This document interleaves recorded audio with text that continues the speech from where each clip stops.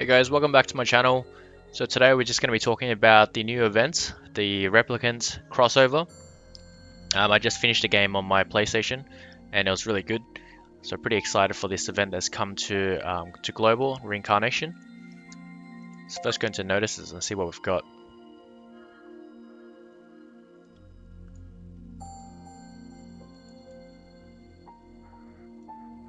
So we have the crossover campaign, of course. We have the new event quest, which features Kaine and her story. It'll be an original story, which we haven't seen from the game on PlayStation. But of course, we've also got a login bonus, as with all these events, we get a new weapon, an iron pipe. We'll see soon enough whether this is a good weapon or not.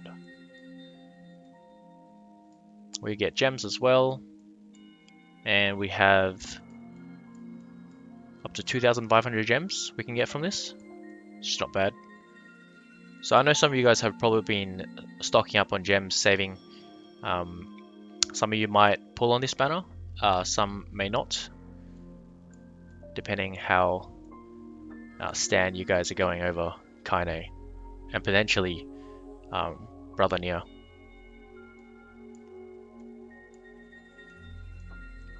Alright, so we have increased appearance rates as usual. We'll look at this banner a little bit later. Yeah, nothing out of the normal here for a new event.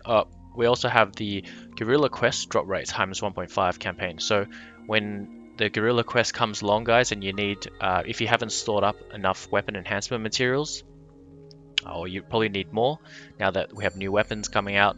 So go ahead and farm those, use up some of those stamina while we still have the half stamina event going on for another 5-6 days remaining. Me personally, I'm trying to use as much as I can. I've stocked up so many. I don't know how, even though I was using them constantly. I've just stocked up so many. So I'm going to try use them all before the half stamina event ends and farm out a couple of things, particularly memoirs for PvP. I've got into top 10 PvP and it is an absolute slaughterfest in there. I'm struggling to push past rank 8, rank 9. Some of the people in there, oof, really good loadouts.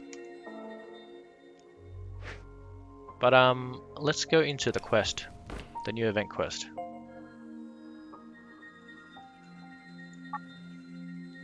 It's called The Record of Pure Hills. Again, it'll be following Kaine's story and a all new little section of it. I have gotten up to quest 7, but I still got a bit more to unlock. As I said, I've been focusing on farming memoirs, but it's a pretty good story so far, quite interesting.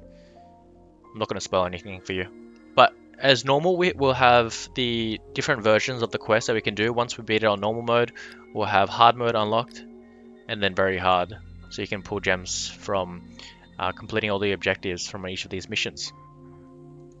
Now going into the store, let's see what goodies we got. We have the 3-star version of Brother Nier, Kaine. This is the lingerie costume.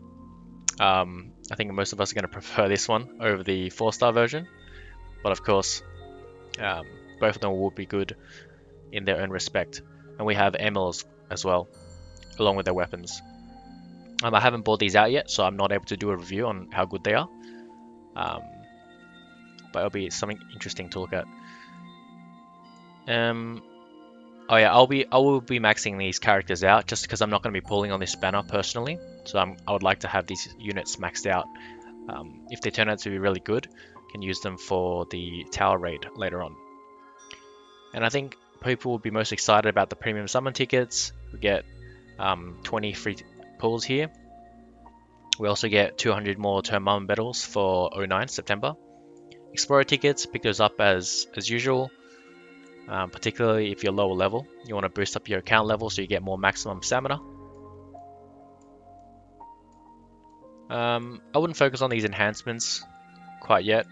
I would probably get those last if you need them. But again, the Guerrilla Quest right now on 1.5 times, so you're probably better off farming farming weapon enhancement materials directly from there. And as usual, we have our crystals, our fire, water, wind, and light and dark crystals. Is very good for evolving your weapons. They're quite expensive, obviously. It costs 2,400 metals to buy out each stock. It costs you over, like 12,000 about to buy all 5 out. Just get what you need. Definitely focus on the insignia of skill. As usual, this gives your character, maxes your character skill out from 14 to 15. You need 2 of these per character.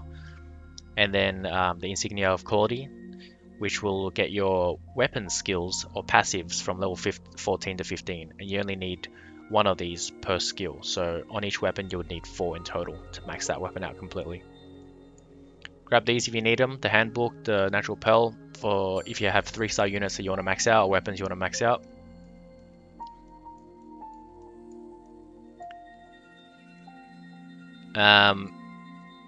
I'm always a big fan of the Sturdy Nails, the pure machine oil, because I use 1-hand swords and 2-hand swords. We don't have any 2-hand sword materials in here, so it's a bit sad, but I'll definitely pick up the pure machine oil. Just get whatever, whatever team comp you're using. And also we have the stones. I did cover this before, but these are to some extent pretty rare to get, especially when you need them. These are materials used for upgrading your weapon and character skills. A big part of powering up is, getting those skills up. So definitely recommend picking up these stones. They're not that easy to farm outside of the events. You can get them, but they're just not that easy to get, especially when you need a lot at once. So definitely recommend focusing on those as well. Coins if you need gold, but if you've been farming memoirs, then you're probably sitting on a whole pot of gold, so you probably don't need that. Alright, let's go into the banner. We'll look at the characters and their weapons. So we have Brother Nier, 4-star. He's got medium high attack at 5,300, almost 400. Got medium high defense and standard agility. So character skill gives allies crit rate 20% buff, so very good for a PvE team comp, like a buffer. Critical hit damage increased by 20% for himself and attack up by 20%. So it looks like he's going to be pretty strong with these buffs, himself and also for his party. He uses a spear, a fire spear, and it's called the Spear of Usurper. It gives 85 damage to one enemy 4 times and increased critical damage by 20%. We're seeing quite a lot of these, and this is the type of weapons that really hit quite hard for PvE. Increases your attack, so another self buff, but for attack of 10%. It's not bad. Critical rate up by 20% for 60 seconds. And attack up by 10%. This 60 seconds is not great for PvE content, especially if you're going to be fighting big bosses, which is the kind of quest that you want to be doing with this type of character. Potentially might be good for PvP though, because PvP is where you're definitely finishing matches in under 60 seconds. And next, 4-star Emil. He's got, again, medium high attack, pretty good defense. I'll say that's high defense. Standard agility, and he does this big 520% single hit to an enemy, and it increases based on combo length. So this guy is like a very strong finisher. If you can get your combo up and line up his character skills at the end, you could probably hit record damage. It might even be worth doing or seeing some of you guys showcase your biggest Emil damage.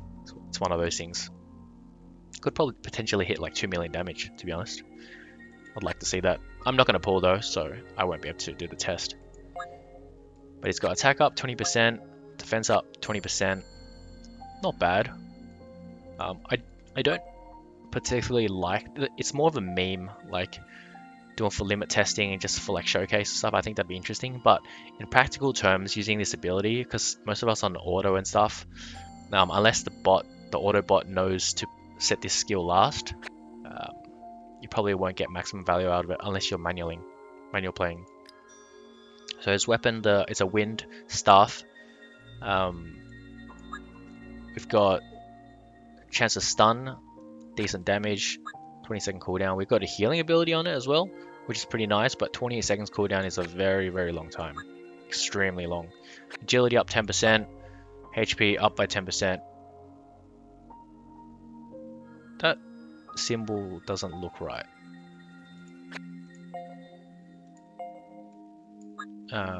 Okay, I probably just haven't taken notice of this too much, but yeah.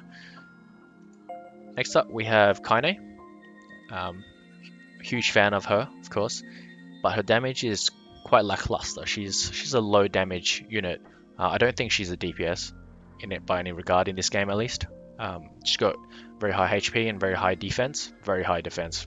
She's definitely somewhat of a tank. This skill name. Deal 170% damage to one enemy 3 times, which is 510% damage in total. Damage increased by 40% when HP over 80%. Not big fan of these. Too conditional. Damage up by 30%, HP above, again, very conditional. Might only be good at the very start. But then again, she's got very high defense, so I don't know. We'll have to see. Now, her weapon is a water short sword or one-hand sword, and I know a lot of people have been looking forward to getting this. It looks really cool, right? But let's see the abilities. She got deal 110% damage to one enemy 2 times, damage increased by 20%. Once again, it's the conditional damage boost. Second ability is 16-second cooldown, which is very good. Deal 45% damage to one enemy 5 times and raise all allies' critical hit rate by 7%. That's very good. Alright, so very good team buffs weapon. Conditional again, conditional damage buff, and critical rate up by 10%. It's pretty good. I wouldn't say it's the best, but I'd give it a solid 7 or 8 out of 10. And that's pretty much it.